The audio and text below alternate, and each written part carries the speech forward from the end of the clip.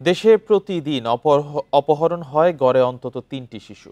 Police সদর দপ্তরের তথ্য বলছে, অপহৃত ২৯% শিশুকে উদ্ধার করা যায়নি। অপহরণ ও নিখোঁজের পর হত্যাসহ ১০ মাসে মারা গেছে ৪৮২ জন শিশু। শিশু অপহরণের পেছনে পারিবারিক শত্রুতা, জিম্মি করে মুক্তিপণ আদায়, পাচার ও বিক্রি করাই প্রধান উদ্দেশ্য বলে পরিসংখ্যানে জানা গেছে।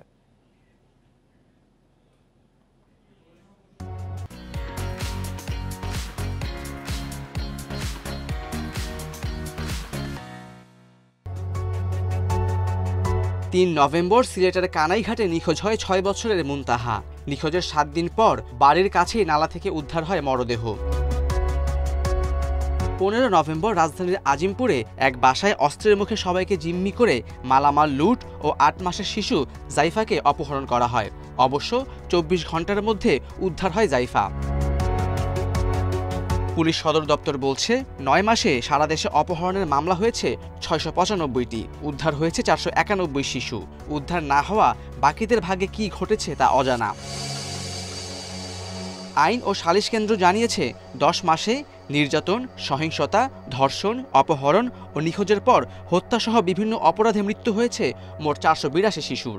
গত বছর একই সময়ে মারা যায় ৪২১ শিশু। শিশুদের প্রতি অপরাধ বন্ধ করতে সচেতনতা বৃদ্ধির তাগিদ অপরাধ বিশ্লেষকদের। আইনশৃঙ্খলা বাহিনী পুরো আইনশৃঙ্খলা পরিস্থিতিকে নিয়ন্ত্রণের প্রশ্নে সামগ্রিকভাবে নেতৃত্ব দিয়ে পরিস্থিতিকে যে অনুকূলে রাখার, মানুষের মধ্যে নিরাপত্তা বোধ তৈরি করার যে পরিস্থিতি, সেইটিও করতে পারছে না। একটা ঘাটতি বা একটা শূন্যতা কিন্তু থেকেই যাচ্ছে। শিশুরা প্রতিরোধ গড়ে তুলতে পারে না বলে তারা অপরাধীদের সহজ টার্গেট। বিশেষজ্ঞরা বলছেন, প্রযুক্তির অবাধ ব্যবহারেও বাড়ছে শিশু নির্যাতন।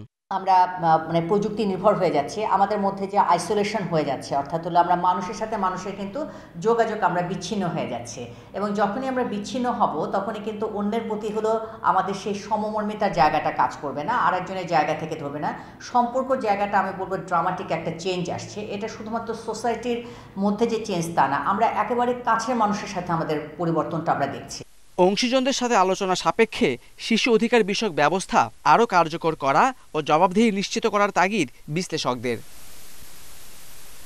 Khaled Raihan, independent news, Dhaka.